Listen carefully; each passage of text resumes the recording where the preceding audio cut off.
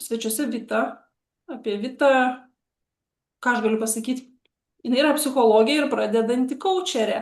O kadangi aš tai esu, kuri mėgstu panagrinėti savo temą, apie viešą kalbėjimą, bet ne iš tos techninės pusės, bet iš būsenos pusės.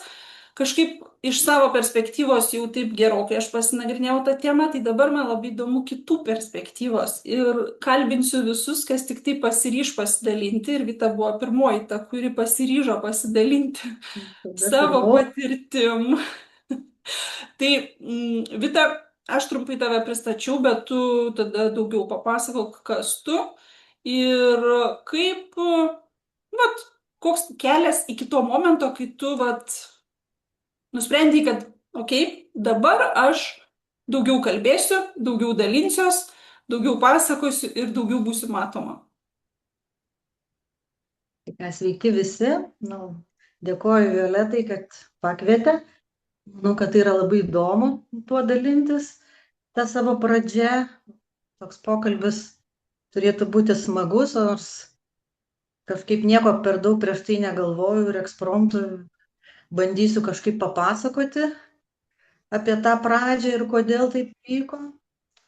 Turbūt todėl, kad aš jau jai čia pasakojau prieš tai, kad e, gyvenu šiuo metu Vokietijoje ir baigiau traumai jautraus santykių coachingo kursą čia Vokietijoje.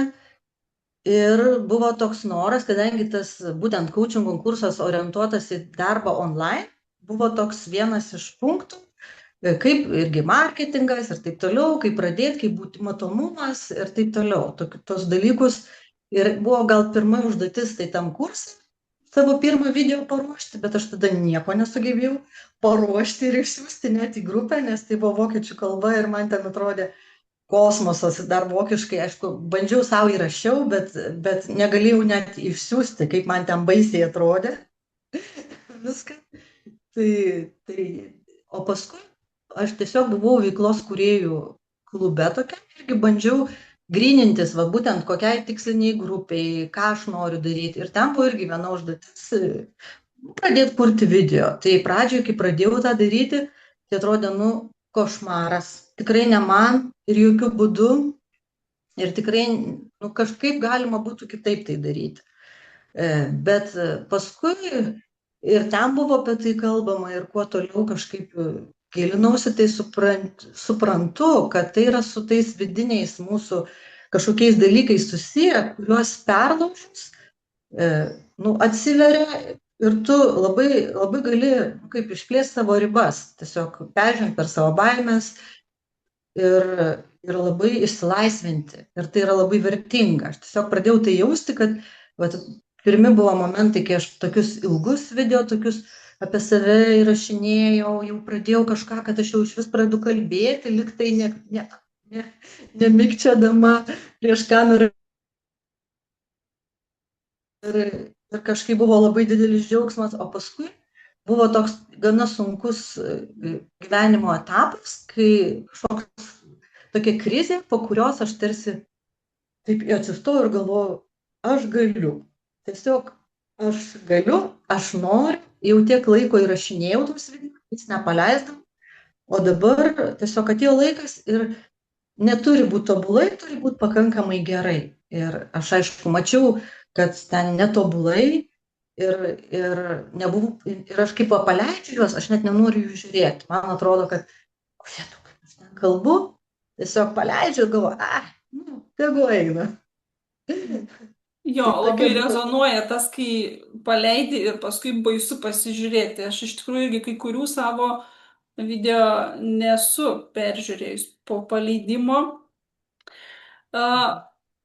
Primink dabar, prieš kiek laiko prasidėjo va čia tas toksai aktyvesnis rodymasis pas tave? Nu, turbūt gegužės mėnesį. Gegužės mėnesio pradžioj, tai Čia čia šiais va dabar metais. yra. Šiais metais, taip, gegužės, čia visiškai viskas šviežia. Mes Ir turim gegužę, birželis, liepa. taip, Oho, nu čia toksai geras progresas. nu nežinau, man atrodo, nieko aš ten per daug, bet man galbūt tas tiesiog jau buvo gėda prieš save, nes aš jau apie nuo sausio mėnesio kažkur pradėjau tos video savo daryti, kuriuo aš nepaleisdavau. Ir nusiųsdavau va draugėm, savo sūnums, ir jie sakydavo, nu gerai, viskas gerai, visada gerai, viskas gerai. Bet aš vis laik, nu dar ne, dar trupučiuką, dar kitas. Bet iš tikrųjų progresas yra. Nuo to, kaip aš pradėjau, tai tiesiog jauti, kad po mėnesio tu kitaip, nors kiti rekomenduoja ten kasdieną, bet aš buvau irgi ten dar vieno tokioj grupeliai, tai sako kasdieną. Ir aš truputį įrašykit savo, pakalbėkit taip, ta tema, kurią norit, tiesiog savo. Ir tiesiog ir peržiūrėkit tą įrašą. Bet aš pastebiu, kad netgi jeigu aš padarau vieną ar du įrašus, kaip man toks impulsas, yra, padarau ir po kokio mėnesio padarau kitą tą pačią temą ir aš matau, kad tikrai yra progresas, jau yra kitaip, jau yra kitoks, tu kažkaip kitaip ir tikrai aš tikiu, kad darant tą, tu kažkaip augi kartu ir tu pats keitiesi. Kai tu pradedi leisti tuos ir kas buvo tai iš draugių, kurios yra tokios galbūt irgi labiau profesionalės ar ne, psichologės, tai mažai tų atsiliepimų, aš galvoju, ką jos ten galvoja, nežinau, bet viena draugė tai net taip sako, kaip tu taip be jokio plano, taip, aš sako, taip niekad nedariau ir savo, įdomu, taip, nes aš tikrai neturėjau jokio kažkokio plano, kaip, kas toliau bus, tiesiog pažiūrėsiu, pabandysiu, pakalbėsiu, pakviesiu, pradėsiu pasakot apie tai, kas man įdomu ir ką aš norėčiau veikti ir žiūrėsiu, koks bus rezonansas. O pati pradžia, prisimeni, vis tiek dar netaip senai buvo, kokios mintis kildavo prieš įjungiant kamerą kalbėti ir paskui jau išjungus, kai padarai įrašą. Kas viduj vyksta, kokios mintis, nežinau, saviplaka, vidinis kritikas ten, dar kažkas? Ne, iš tikrųjų, tai būdavo, aš jausdavau, kai padarydavau tokį, kuris jau, pakankamai geras, galvoju, užteks tobulinti ir buvo keletą kartų, kai tiesiog jausdavau džiaugsmą, nes tikrai labai buvo geras jausmas, keletą video tai paleidus, kad jaučiau, kad pasakiau, ką norėjau iš tikrųjų ir kažkaip gaunu reakcijas ir daugumoj teigiamas, gal jų ir nedaug, bet kažkaip matau, kad labai daug tų peržiūrų pagal tai, kaip aš save vertinau. Ta prasme, kad čia nieks gal iš vis nežiūrės, bet žiūriu, kad tu ten per valandą ten 200 peržiūrų ir man čia toks kosmosas, kas čia iš vis žiūri. Ir paskui jau po 2 valandų 500 ir iš viso 1000 ir virš 1000 ir tada jau pradėjo man kažkaip blaivus protas įsijungti, kad čia žiūri baisiai daug žmonių ir kaip aš ten tikrai atrodau ir tai tas pirminis toksai būdavo, kad wow, aš išleidau, padariau ir netgi vis tiek pirminės reakcijos vis laik būna daugumoj teigiamos žmonių. Va, fainai, tu ten kažką darai, kaip šaunu, tu pradėjai, taip senai norėjai. Ir tas toksai, išlaikiau žodį prieš save ir tiesiog išdrįsau, nesvarbu kaip.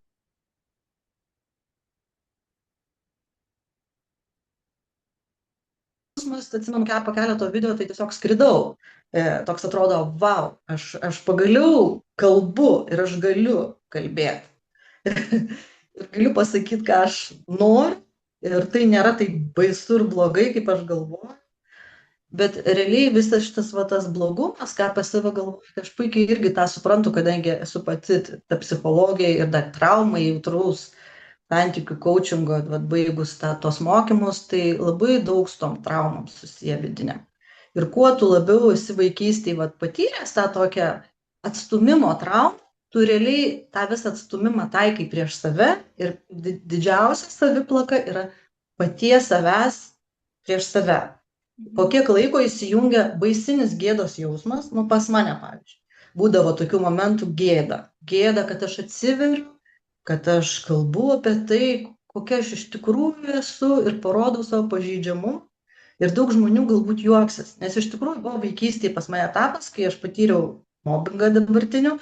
Taip, ir aš tikrai buvo labai sunkus etapas ir turbūt visos tos emocijos sukyla, kai tu buvai ten kažkada atstumtas ir aš manau, kuo mažiau žmonės to yra patyrę, tuo jie kažkaip laisviau išeina ir jiems geriau tai, lengviau tai daryti.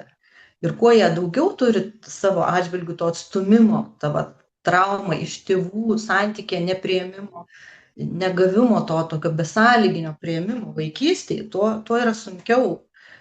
Tada tu turi dirbti grinai su savo tom programom vaikystės, kurios Mhm. tau sako, tu esi niekas, tu nieko negali ir tu nieko nepasieksi, ir tu nesi įdomi, ir tu esi nepakankama. Va taip labai aiškiai.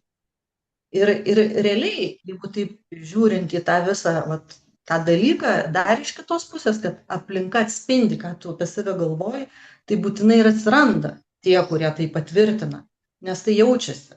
Tai vat mano atveju tai ir buvo tas momentas, kai atsirado tokia gana žymi Lietuvoje komikė, kuri man tokį komentarą parašė, kad aš ten, sakau, kelias dienas turėjau su savim gerokai padirbėti, kad galvočiau iš vis. Nu, gal pirmos valandos buvo tokios sunkiausios. Paskui jau, kai aš jau iš kitų žmonių pradėjau rinkti ir pamačiau, kad ten dauguma teigiami ir laikai, ir ten sūnaus paklausiau, ir draugių.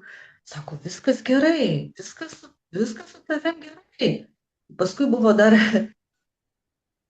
bet tas komentaras jis buvo taikytas ne į turinį, kurį aš kalbu, o į mano, vat, kokiu būdu aš kalbu. Ir labai įžeidžiančiai. Tiesiog taip paliečia pačią skausmingiausią mano vietą, su kuria aš iš tikrųjų išėjau į tą vat, viešą erdvę su ta skaudančia vieta. Kad aš vat, atrodau galbūt kalbu lėtai, nu, kalbu kažkaip tai nepakankamai ten džiaugsmingai, per mažai šypsausi, jinai to nesakė, bet tas vis tiek buvo, o aš iškart pagalvojau, va čia turbūt apie Aha. tokį melancholiją, liūdnumą, flegmatiškumą. Ir psichologas tarsi turi kitaip kalbėti, jis turi taip pasitikinčiai, jis turi taip viską žinoti, jis turi būti ekspertas, taip pastovi, taip žeria žirgsi, taip pasitikė savim. Ir aš tokių pilną matau. O aš išėjau tokia labai pažeidžiama su tuo, kokia esu ir visiškai taip, kaip gaunasi. Ir Mhm. tai vat buvo. Man iš tikrųjų tas tavo vat, atvirumas, kai tu nebijai būti pažeidžiama, man čia yra pagrindinis magnetas. Ir dabar vat, kalbi, supranti, ir tu daliniesi tuo, kuo tu iš tikrųjų gal esi pažeidžiama, tuo tik tai parodai, kad nu, aš toks pat žmogus, kaip jūs visi tie, kurie žiūrit, kurie klausot. Tai man čia pagrindinis magnetas ir aš visada esu už tai, kad žmonės atvirai dalintųsi ir kuo atviriau. Čia bet vienas dalykas iš tos mano tokios, nežinau, savo užsibrieštos misijos, kuo daugiau žmonių padrąsinti kalbėti, kad kuo daugiau dalintųsi žmonės. Tai ačiū tau, Vita, už va tokį atvirumą. Tai tu dabar daugiau papasakok apie tą kritikuojantį komentarą, nes nežinau, daugeliu yra va ta baimė, kas bus, jeigu mane kritikuos. Ir dėl to yra stabdis. Žmonės nekalba, nepradeda kalbėti, nes įsivaizduoja, kad pasipils kritika ir kas tada. Matai, jeigu tu apskritai nori kažką kalbėti ir tu nesi kažkoks profesionalas, nebandai iš to profesionalo pusės, tai gal dar ta kritika irgi, nu, kritikuos, bet čia, kai tu išeini kaip psichologas ir tarsi lūkesčiai yra kitokie žmonių ir jie tave suprojektuoja daug dalykų, kad tu turi išeiti kaip ekspertas. Ir jeigu tu ateini psichologas, kuris yra pažeidžiamas, nu, tai kas į tokį kreipsis, tai tarsi iš karto tu turi dėtis tą kaukę, nori, nenori. Nesakau, arba tu turi jaustis kaip profesionalas, bet jeigu tu taip nesijauti kažkiek, tai ar ne, kai pradedi, ir ypač kalbėjime, aš gal esu profesionalė, kai dirbu, bet pavyzdžiui, va, tas ir yra, marketingas yra kas kita, ir ta prasme savęs pristatymas yra kas kita negu tavo darbas, ir čia yra antras darbas. O tas biznis, kurį reikia pastatyti online, tai yra daugeliu rykštė va tų coacherių, ar ne, kurie nori dirbti, bet jie nemoka, negali ir nenori savęs, nu, kažkaip per sunku yra save parduoti, pristatyti taip, kad tai būtų nu, kažkokia tai vat, prekinė tavo išvaizda, kad tu gali tai daryti. Ir iki to irgi reikia turbūt aukti. Jeigu tu tai labai nori daryti po truputį, vat, kaip aš sakiau, kad nu, po mėnesio tai jau kitoks ir vis daugiau to pasitikėjimo. Ir tada natūraliai gal kažkaip.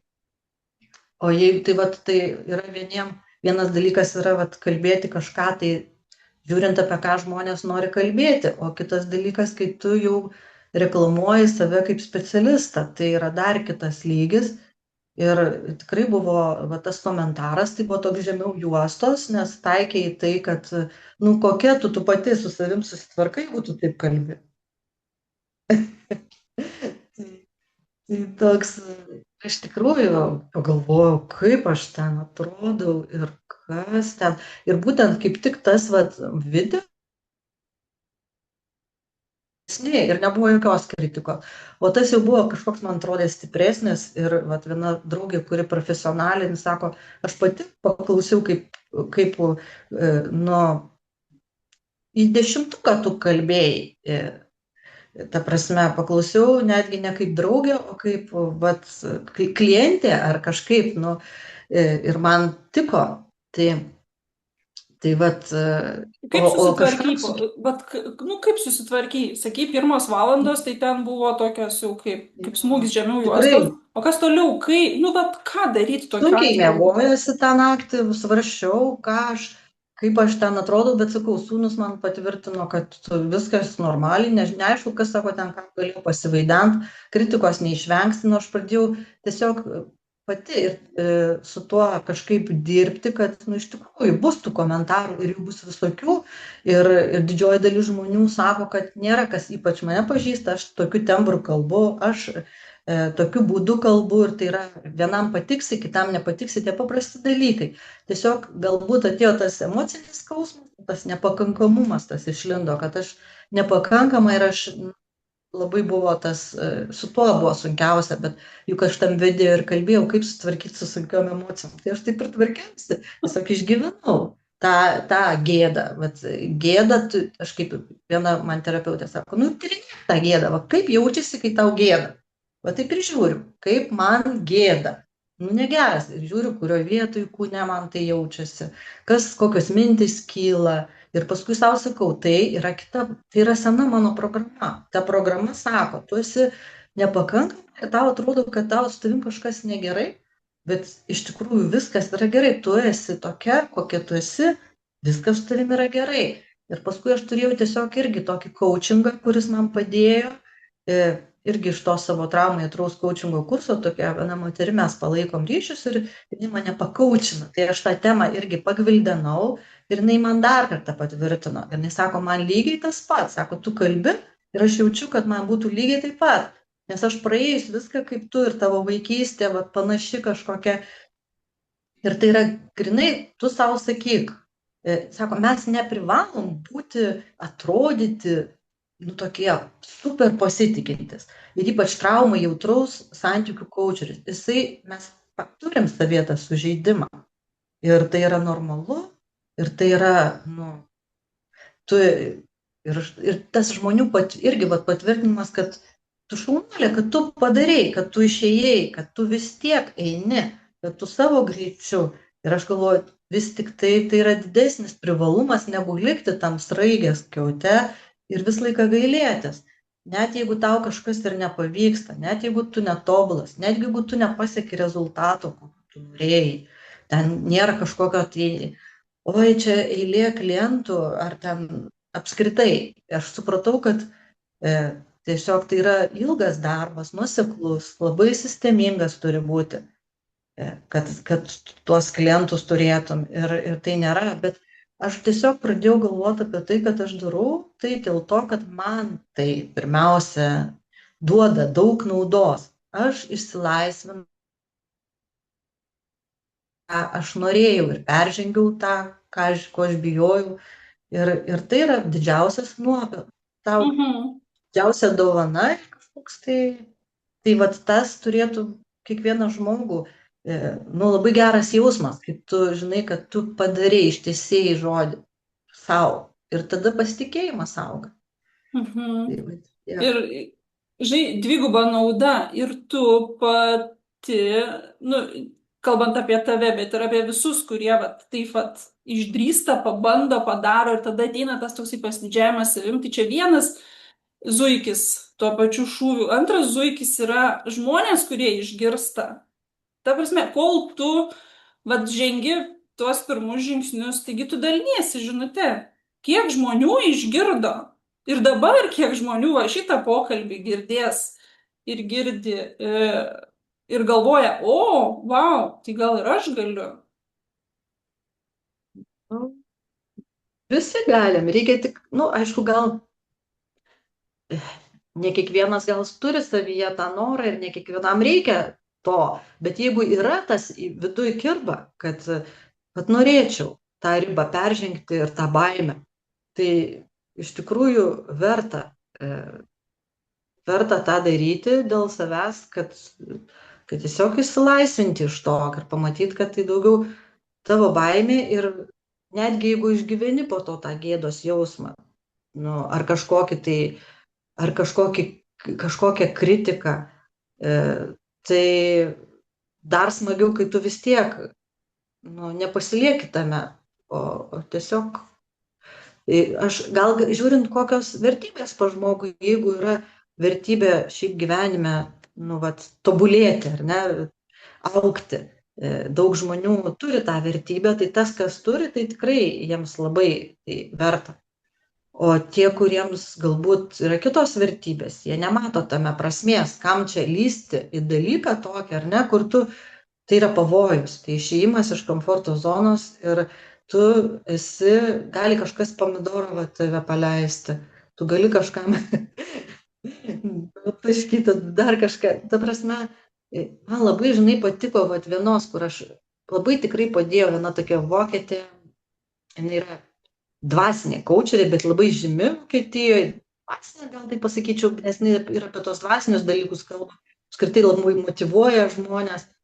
Tai jinai pasakė, jeigu netgi tu eisi savo keliu, tu žinok, kad netgi jeigu tai tikrai tavo kelias, patikėk, tu 10 kartų krisi ir 10 kartų ten nusibalnosi ir nebus taip, kad tu išeisi ir kaip sviestų patepta. Jis pasakoja savo istoriją, jis prieš 10 metų tokį podcastą paleido, irgi va taip va kažkaip. Ir dabar, pavyzdžiui, buvo jos 10 metų jubiliejus to podcasto, kiek jinai įsiplėtė, tai buvo ten 1000 žmonių. Tai vat po to, kai jinai paleido tą podcastą, vat ir pradėjo kiekvieną savaitę jį daryti. Su baimėm ir jinai irgi sako, kad tu niekada nebūsi pasiruošęs. Niekada. Ir aš nebuvau pasiruošęs. Tiesiog tu turi pradėti tai daryti. Viskas. Tai ir tavo ragina, sako, tu nuostabus žmogau, jeigu tavo širdyje tai yra, tiesiog daryk. Tik tai taip.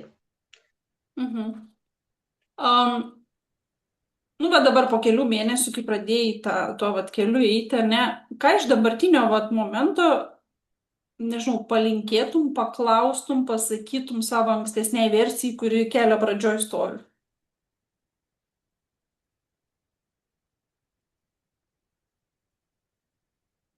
Nu, aš, man atrodo, dar labai nedaug čia kažką nuėjau, žinai, man atrodo, kad aš dar labai daug turiu nuveikti. Nu, vis tiek jau kelio gabaliukas nueitas.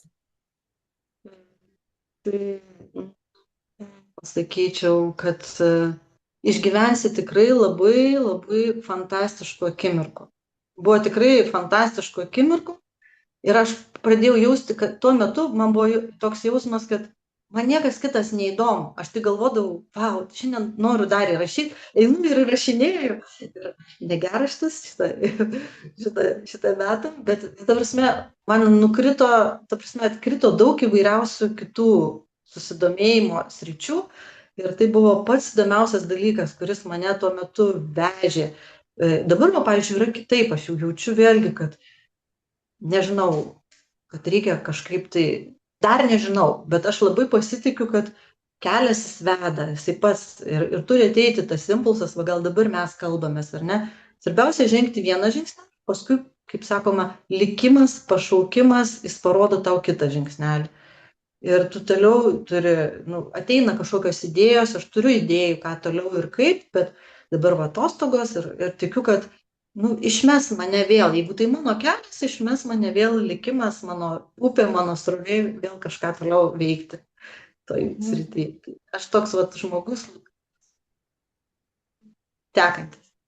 O, o ką pasakytum žmogui, nu, vat, kuris, sakykime, jau kokį, nežinau, pusmetį laiko nori pradėti, bet niekaip ne, nu, vat, gal net turi kažkur stalčiukę pasislėpęs ten tų video prifilmuotų ir niekaip neišdrįsta įkelti.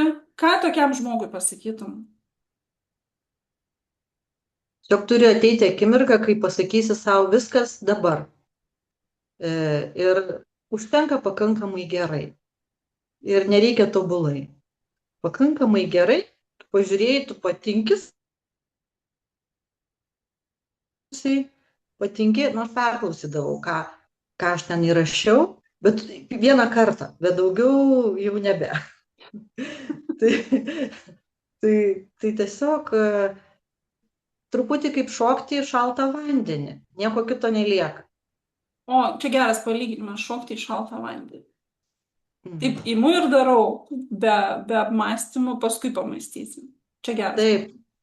bet tik tai tiek, kad jo, kartais, žinai, kaip vieni sako, 7 kart pamąstyk, paskui pjauk, bet šituo atveju turbūt šitas neveikia, nes tu niekada nebūsi toks, ypač žiūrint, kur tavo tos didžiausios baimės. Jeigu tas tame perfekcionizme ir tame, kad aš turiu tobulai, tai tada niekada neišeisi. Ir atsakau, tose vaikystės traumose, kur mums atrodo, kad visi mumis žiūrės kreivai iš anksto jau. Iš ankstinis yra toksai baimė tokia. Ir aš suvokiu, kad aš ją turiu, pavyzdžiui, ir aš kiekvieną kartą turiu su tą baimę susidurti. Ir aš turbūt su juo visada susidursiu, kad prieš išeidama kažką kalbėti. Tai tiesiog turi Mhm. su to susigyventi ir priimti. Ir va, aš kaip klausiau dabar nesenai tokios traumos ekspertės. Toks, nu, kaip ir interviu buvo, kad tiesiog vienintelis dalykas sau sakyti, tu praėjai visą tą, va, tu išgyvenai kažkada, susiformavo ta trauma, išgyvenimo ta strategija, jinai buvo tau reikalinga, kad tu išgyventum ir tai yra super, kad tu išgyvenai ir vienintelis kelias tau dabar tai priimti, nesmerkti save su tuo, kad tu va tokia tiek turi baimių, tiek gėdos, bet sakyti taip, aš išgyvenau kažką labai labai sunkaus ir labai didelį skausmą. Ir tai esu aš ir aš su tuo einu. Viskas. Mhm. Labai gražų žodžiai iš tikrųjų, nes aš irgi panašiai mąstau. Visi tie iššūkiai gyvenimo, kuriuos įveikiam, jie vis tiek suformuoja kažkokias savybės pas mus. Ir tos savybės, nu, ne šiaip sau jas galima labai, labai gerai išnaudoti kūrybai. Ne tik tai pasiteisinimui, kad, oh, mane čia gyvenimas nuskriaudė. Nu, bet pasižiūrėkit, ką ten tie iššūkiai, nežinau, kad ir kas ten būtų, patyčios, mobbingas ar kažkoks smurtas, vis tiek kažką mumise užaugina. Ir su tuo užaugintu galim jau kažką nuveikti. Tai vat aš tame sėmiausi stiprybės, pati ieškodama tos drąsos pradėti kalbėti. Tai vat irgi O toksai kaip pati? panašus. Kaip tada tu pati irgi iki to, vat, ir dabar taip irgi, sakyčiau, esi lyderė tame? A, Kažkuria prasme, matai, lyderė, motyvuojanti kitus. jo, motyvuojantį kitus, matai, lyderė aš, nes pas mane toks tai tas tarpelis nišais, nestandartinis, aš nemokau technikų, aš nemokau metodų, aš labiau apie santykių su savim, kai kalbi. Kalbėjimas, viešas kalbėjimas, matomumas man yra tik tai tokios, nu, koridorius, per kurį aš einu į tą tokią saviraišką ir į santykius su savim. Bet ką aš girdėjau iš tavo viso pasidalinimo, nežinau, kiek klausytojai ir žiūrėtojai pastebėjo, iš tikrųjų, tas viešas kalbėjimas yra nežinau, ta platforma, ta scena, kur atsidaro tas visas, kaip aš jaučiuosi su savim, prieš Mhm. save. gėda, negėda, smagu, nesmagu. Ir, nu, nuo savęs vis tiek niekur nepabėgsim. Tai va tavo Vita pasidalinimas, kad, nu, imu ir darau ir niekur nepabėgsiu, nes aš taip noriu. Ir dar galiu tokių nuotykių papasakot, kas ten buvo tuo metu, nes ten vienai tokiai dar irgi, nu, jinai irgi daug daro dabar video, šaunuolė tokia, jinai tokių dalinasi labai savo. Ir aš jai pasakojau, tai jinai, sako, nu, prajuokinai, vienu žodžiu, po kažkurio video, nu, nežinau, net, siekit, atlūžo dantis priekinis. Ir galvoju, ir aš taip norėjau įrašyti tą video, aš įrašiau va taip, na, kaip sakoma, vis tiek įrašiau ir paleidau. Ir tai manęs nesustabdė.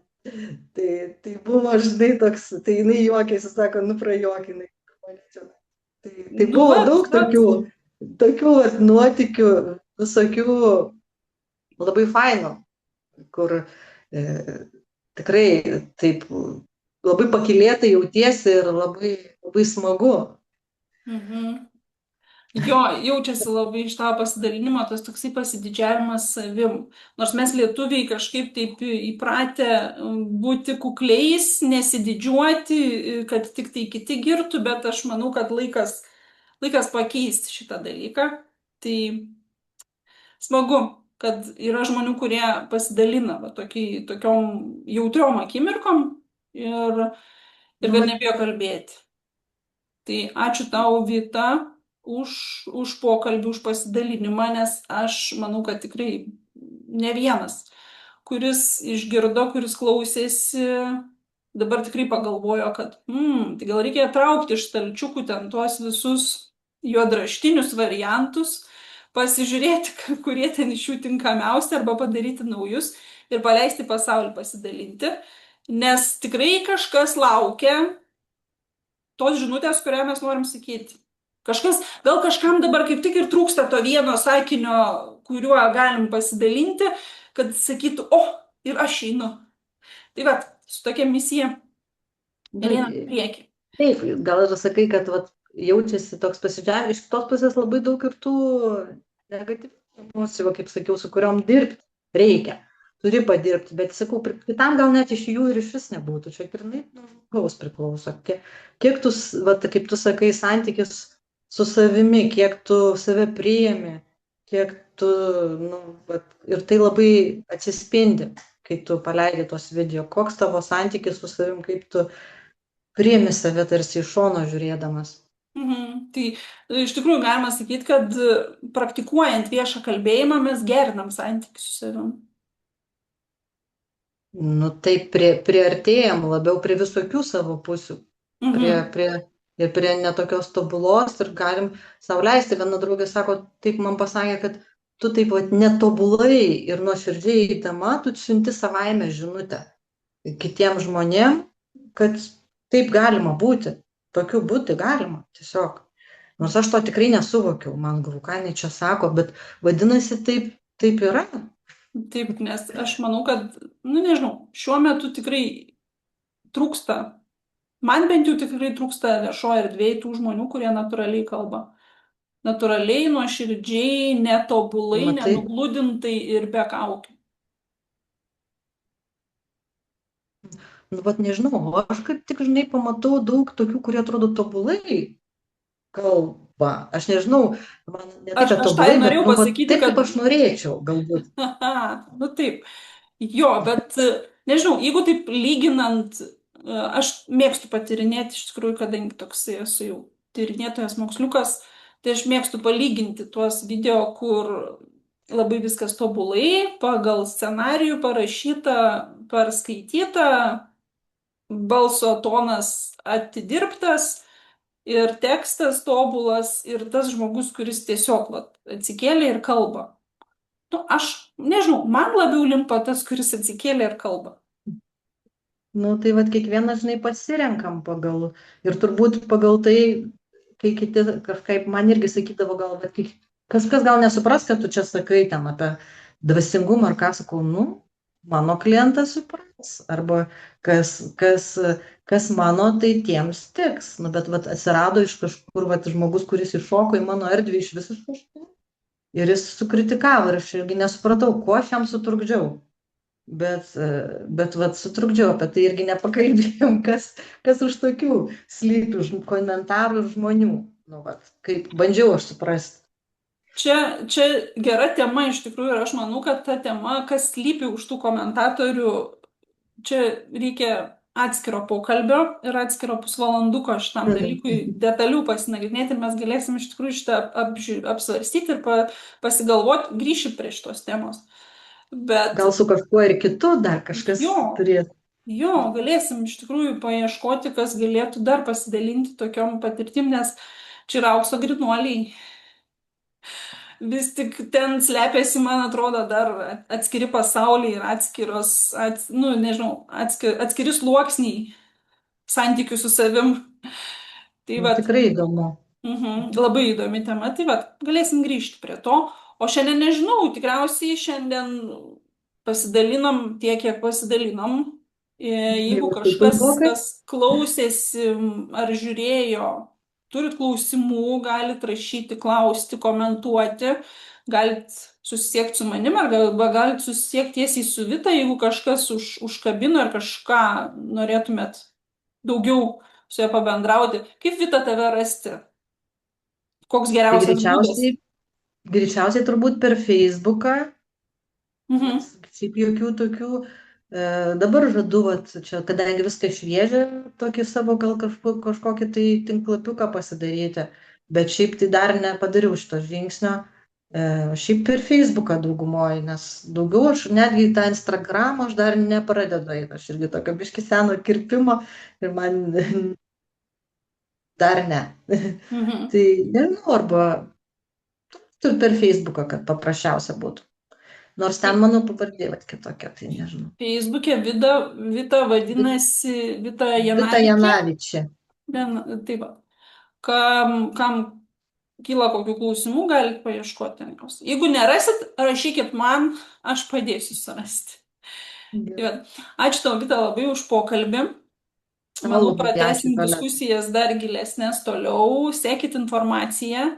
Tie, kurie, nežinau, kadangi šitas video įkeltas į Facebooką mano ir YouTube kanale ir audio formatu bus Spotify mano tinklalaidai. Tai kad ir kur klausot, kad ir kur žiūrit. Pamiršau mintį, pabėgo mintis, kažkaip užsigalvojau apie tos tolimesnius mūsų pokalbius, jau vat, taip mintis ir pabėga. Bet čia vat, toksai natūralus kalbėjimas gaunasi. Bet kuriuo atveju, žodžiu, kas turit klausimų, kas norit Kreipkitės. irgi pasidalinti, susisiekit su manim. Kas turit klausimų Vitai, rašot Vitai ir laukit kitų pokalbių. Ja. Iki. Labai labai ačiū. Tau buvo labai smagu. Iki. Iki. Visiems sudėtų.